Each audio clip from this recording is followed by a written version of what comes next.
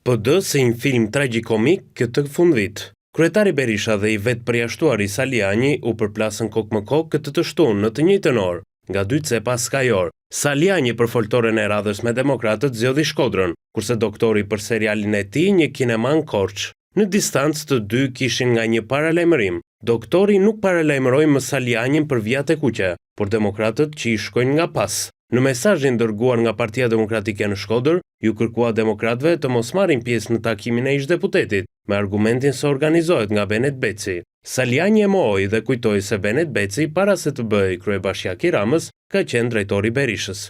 Gjatë ditës së djeshme, ju po edhe thuajse gjithë demokratët jeni ndeshur me një mesazh që tani më është bërë rutinë në çdo takim që ne zhvillojmë me demokratët. Nuk do t'ja dalin dot.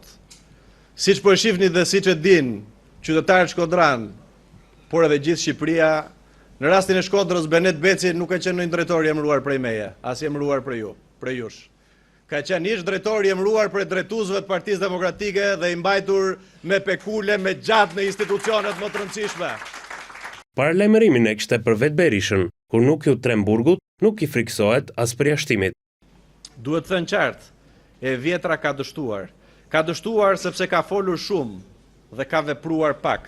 Ka dështuar sepse është mbyllur në interesa të ngushta. Shikoni pak rastin e Partisë Demokratike edhe në këtë moment. Partia Demokratike ka një statut dhe nuk ka asnjë shans që të përjashtohet dot askush nga Partia Demokratike.